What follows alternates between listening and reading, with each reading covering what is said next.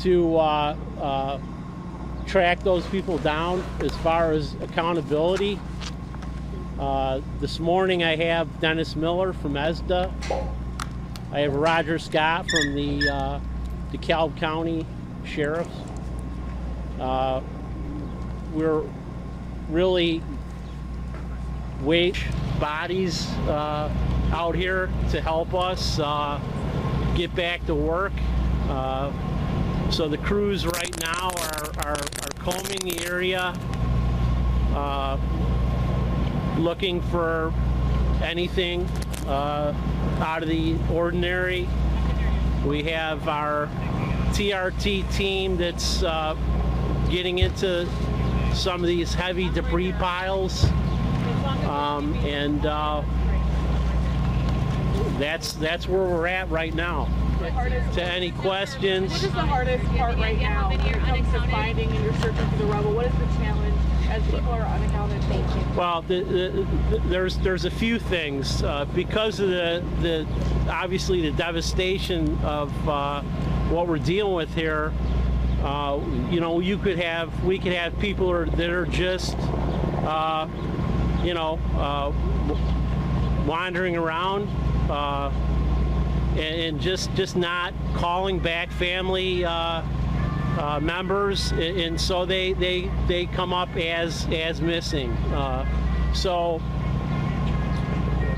the sheriff's department can answer some more of that as far as how they're working and looking for these missing people, or unaccounted people, I should say, at this time. How many people are unaccounted for? Died and how she was found, or I'll can leave that up to Denny Miller. And identify yourself. Dennis Miller, DeKalb County Coroner.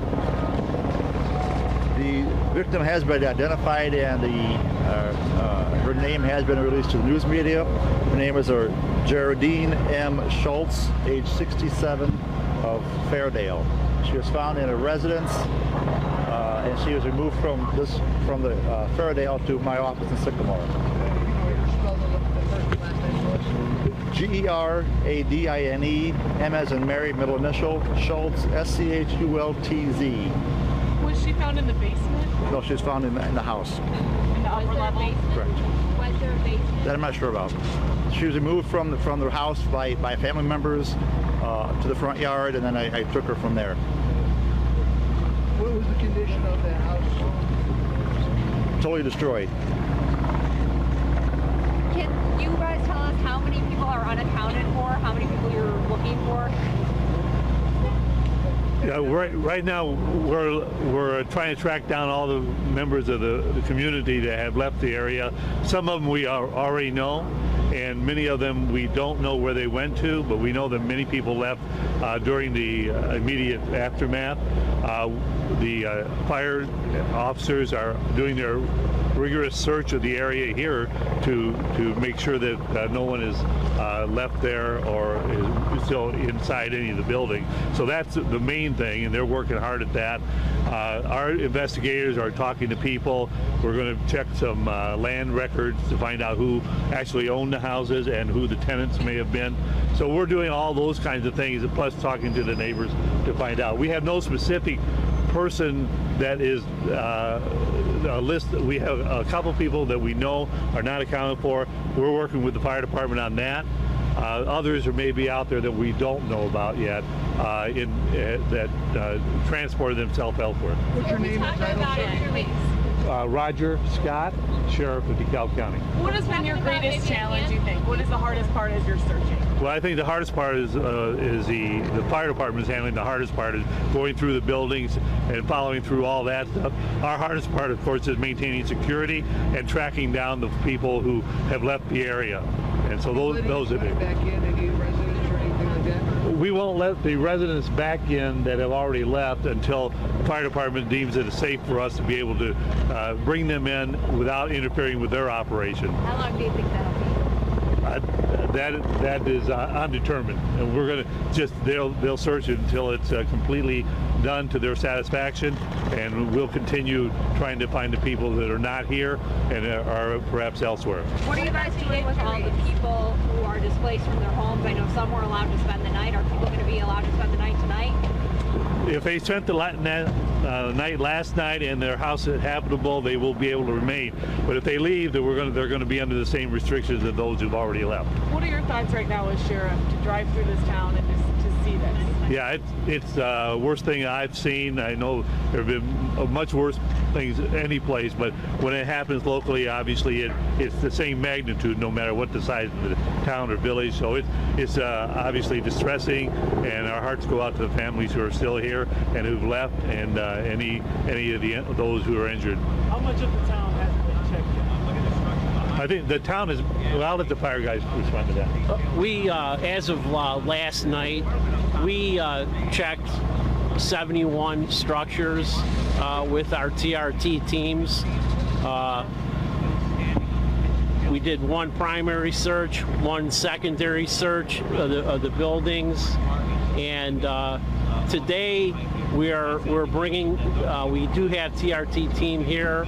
We will relieve them of their duties and bring in a fresh TRT team to get a little more meticulous with obviously with the daylight helps us.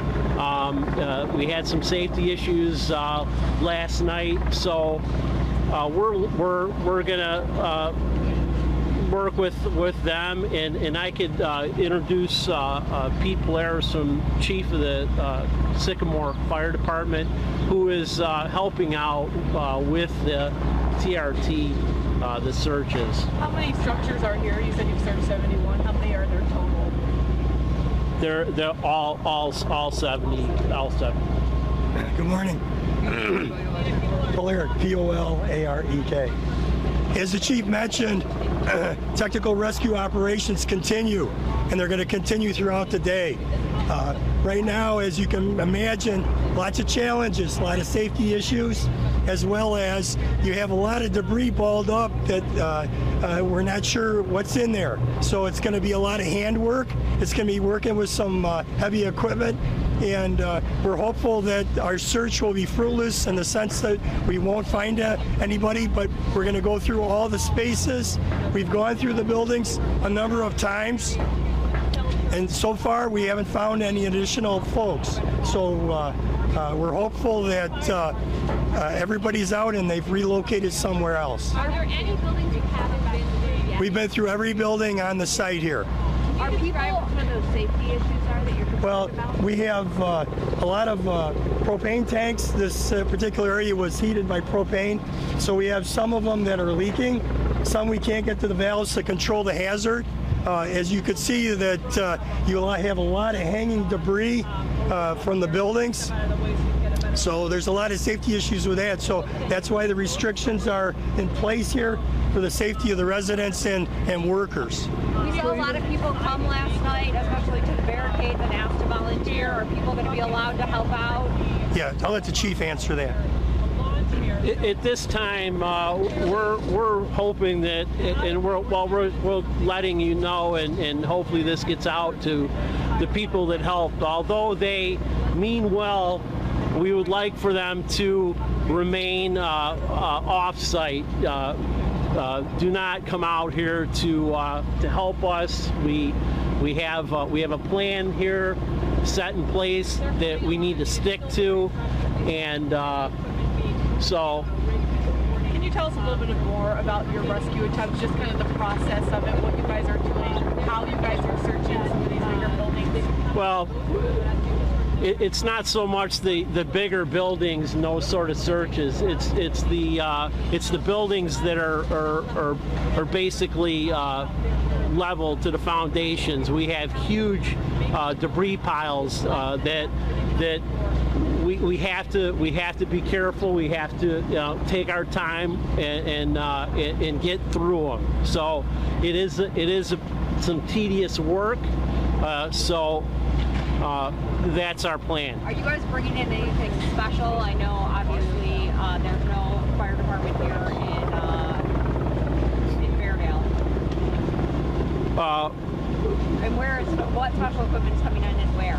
We don't have any, so to speak, special equipment. All the resources that we need to get to the end result here, we have brought all those resources in last night. So I think we have everything we're going to need to get through this. Have you heard from the governor's office, from the state, as far as any help that you might be able to get from the state or anything else? IEMA has been notified. They are on premises here today, and at this point, the governor has been made aware of the situation, and he is also concerned about the situation. Can you talk about the people who were injured again? How many are there, and what types of injuries did they sustain? We transported roughly 11 patients last night. I don't have the specifics on the injuries, but none were life-threatening at the time of their transports. So, That from several different structures. yes. How much warning did residents have before the storm came? We were notified by the county roughly 45 minutes to an hour initially. So we had some warning. There was actually 2 warnings that went out. One, I believe, went to about 6:15 p.m. and then the second one was somewhere around out till 7:45. So we had plenty of warning as far as the first responders. What about residents? Were there sirens that went off? Was there any kind of, and I've heard various things from various people. Some residents saying they heard no siren at all when they were blindsided by it. Some that said that they heard something. There are sirens in the town of Kirkland, the downtown area. There are no sirens here in Fairdale. The Kirkland Community Fire District covers 82 square miles, the state of Illinois here. It's a very large fire district. We have some small communities in this area, one being Fairdale that we cover here. So it's possible that residents here maybe had no idea this was coming. It's possible if they weren't, watching their TV or on their cell phones. How many different fire departments are being brought in to deal with this? Last night we brought in roughly 15 departments from all over northern Illinois. Today we have stepped that down drastically. We've kept it for the most part down to maybe 3 to 4 agencies at this time. I think that's enough people for what we have to deal with right now. And again, we will work through this, and if we do need additional resources in the future here, we will get them here. Using dogs at all? Are you using dogs at all in your search efforts? No, not at this time. As far as the victim, was it a case that she didn't make it to safety with these other families that were with her? I don't have that information. You had said that somebody had brought her out to the lawn after. So I think Connell said that. could you tell us more about the victim, kind of where she was, a little bit what you know? She was, upon my arrival, she was placed on the front yard, front of her, on her property, on the front of the house, by family members. Were these family members inside the home with her? That's unknown at this point. What additional resources are available to those affected by the storm? Residents in particular. Right now we're working on shelter. Red Cross has been involved. The Salvation Army is on grounds, on premises, helping out with food and shelter at this point. Most of the people have gone to families or friends for shelter and for housing, for temporary housing. Okay, and what other, specific locations for temporary housing? Could you tell us a little more on that? Yeah, The Red Cross is doing it right now. They have a shelter open up after, I believe, the Rochelle High School. Not too many people took advantage of it for whatever reason. Like I said, most of the people went to families or friends for the night. Do you have any reason to believe that somebody could be trapped or could be underneath it, or is it just because people are unaccounted for? Does somebody say, you know, that they were with somebody last night who they're not anymore? No, that's a typical reaction. The Sheriff's Department and Fire Department are working diligently to get a good count of people. Do I feel there's other people trapped or injured? That's unknown. Like the fire chiefs have said before, they have gone to each residence and they're doing their best. Chief, given the size of the debris piles that you're talking about, how long would you estimate? You shouldn't say you have enough people, but how long would you estimate it's going to take to get through all that? You said it's in a condensed area, right? Yes, it is. It's most of the heavy debris piles are north of town, in just west of where we're standing. You know, I can't really say, but I would hope that we should be able to get through that, you know, before sundown. Is power off to the entire town? All utilities are off, gas, power. Do you anticipate that you turn some back on, especially for the homes unaffected over there? No, we are going to get through obviously all of our search and everything. We can't bring power in this time. The power is knocked off along Route 72 here. So What is in the how many days could that be before power? I can't tell you at this time. What is in the hardest part for you personally? Personally, it's a devastating incident. The hardest part is just things don't get done quick enough. You know, it's painstaking time to do what we're doing. You know, we heavily searched twice all of the structures last night, and then we're going to go back, and then we're gonna get into the very tedious part of it. So, you know. When you saw the magnitude of it last night, and you saw how kinds of crews you had, you were bringing more crews in, but you know, how do you decide? Okay, we got to go through here first.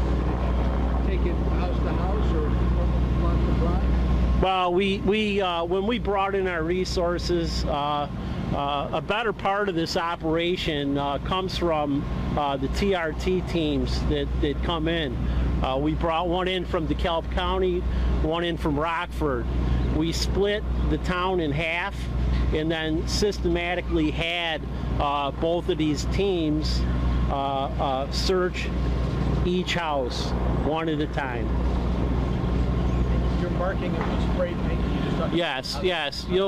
There's markings that you see that are on the buildings that will let them know what was searched and how many times the building was searched. Is there a better idea this morning of exactly how many buildings would be considered destroyed?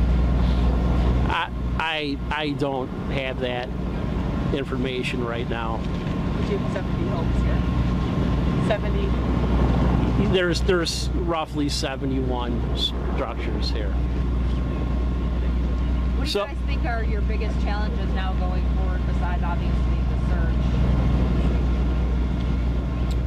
Well, you know, the biggest challenge is like I said, to get the TRT teams in there and properly get everything searched, and the Sheriff's Department accounting for everybody. You know, that you know, we don't know that somebody's missing because they're in the rubble. They're unaccounted for. So we're doing all we can to you know, work with the Sheriff's Department, and on the fire department, we'll do our part, and the sheriff's department will do their part, and together we'll wrap this up, and hopefully we get it wrapped up sooner or later. So we're gonna get back